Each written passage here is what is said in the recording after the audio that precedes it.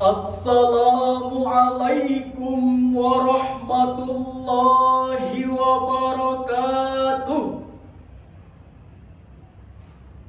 Alhamdulillahi rabbil alamin.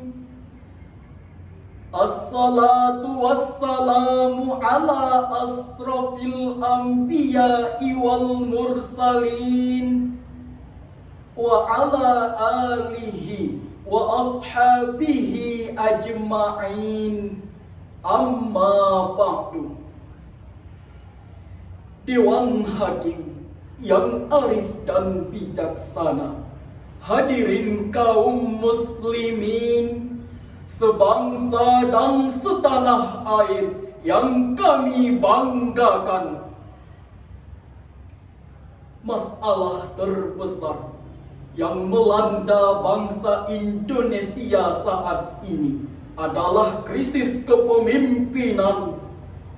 Di tengah bencana yang melanda dan mengepung bangsa, ada kalanya banjir merenggut nyawa, longsor meluluh lantahkan Pasaman, api menghanguskan asmat Papua, perilaku pemimpin yang jauh dari amanah.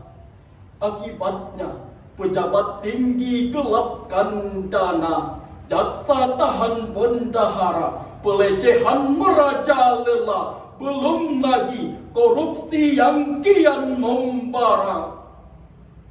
Situs resmi KPK melaporkan korupsi para pejabat malah makin meningkat 2 kali lipat dari tahun yang lewat. Pantas kalau bangsa Indonesia makin terpuruk dan sengsara. Untuk itu, kepemimpinan dalam perspektif Islam adalah judul Syarhil Quran yang akan kami bahas pada kesempatan ini. Sebagai rujukan Al-Quran, Surah Al-Baqarah ayat 124. A'udzu billahi minasy syaithanir rajim.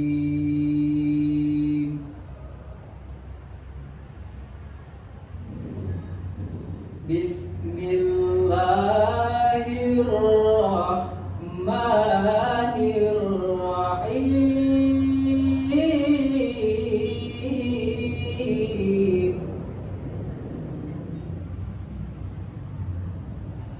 Wa idh ibtala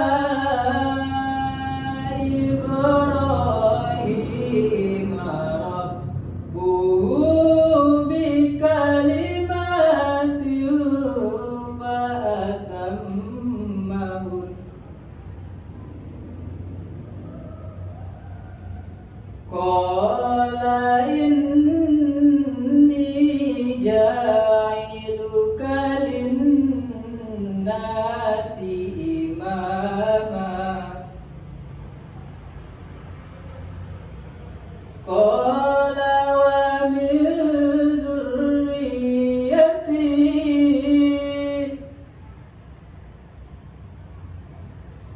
Qala la yanalu 'ahdiz zalimin.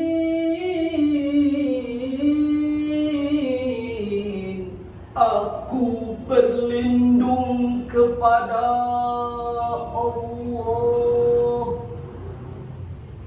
dari godaan syaitan yang terkutuk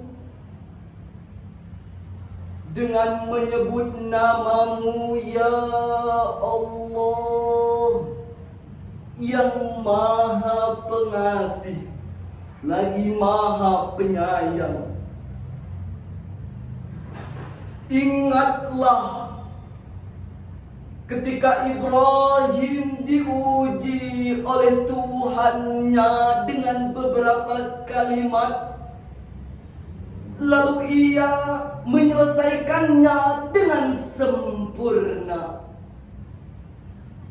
Allah berfirman, sesungguhnya Aku jadikan engkau sebagai pemimpin bagi seluruh manusia. Ibrahim bertanya, apakah dengan anak cucuku? Allah berfirman, benar, tetapi tidak berlaku janjiku ini bagi orang-orang yang zalim.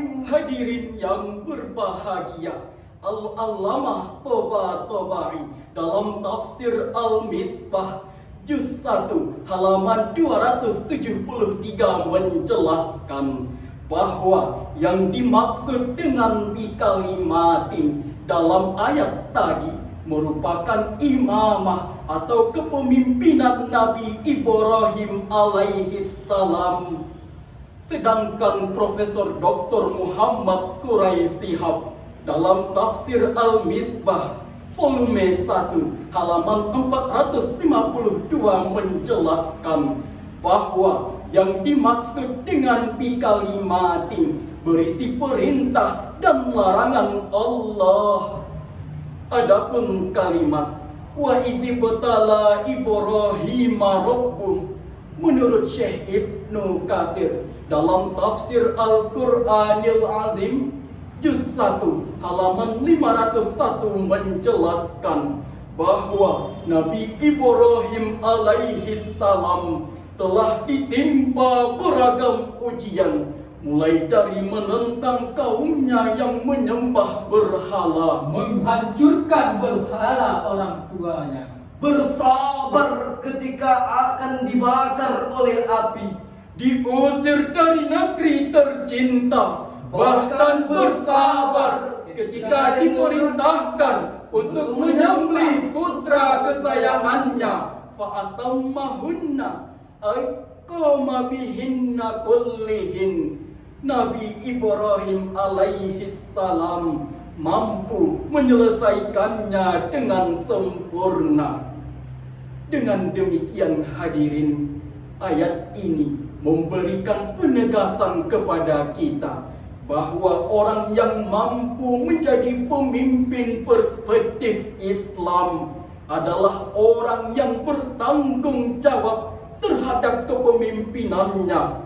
Sebab amanah kepemimpinan bukan karena garis keturunan, bukan karena hubungan kekeluargaan, bukan karena ikatan kekerabatan, tetapi karena anugerah ketuhanan. La yanalu ahdiz zalimin. Anugerah kepemimpinan ini, janjiku ini tidak akan pernah menyentuh orang-orang zalim. Lalu hadirin, bagaimanakah figur kepemimpinan bangsa kita saat ini? Jujur kita akui hadirin, kepemimpinan bangsa kita saat ini sedang dilanda krisis moral. Kita perhatikan hadirin, lebih banyak pemimpin yang hidup berfoya-foya daripada hidup sederhana. Lebih banyak pemimpin yang pamer harta daripada tampil apa adanya. Lebih banyak pemimpin yang mabuk wanita daripada setia mengurus bangsa. Betul hadirin? Masih segar dalam ingatan kita ketika KPK menyita 23,7 triliun hasil korupsi PT Asabri. 8 orang mantan pejabat tertinggi tersangkut kasus korupsi. Belum lagi seorang jaksa tahan bendahara Bulog terkait kasus korupsi manipulasi.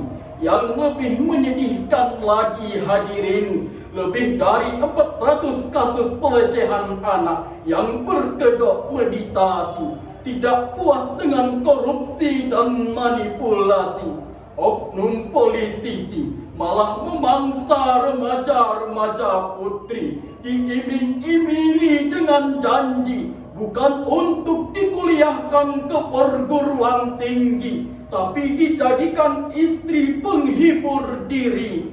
Pemimpin telah memangsa rakyatnya sendiri. Lalu, Apakah yang harus kita lakukan untuk kembali menyadarkan pemerintahan dalam kepemimpinan?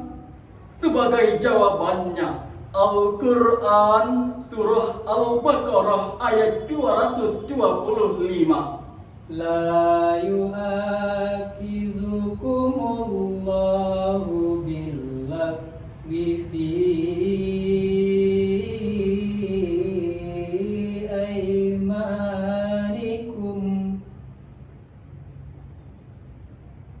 walakin yu'akhidhukum bima kasabat qulubukum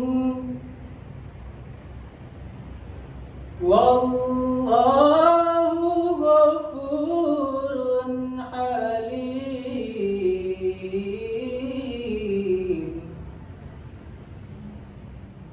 Wallahu ghafurun halim.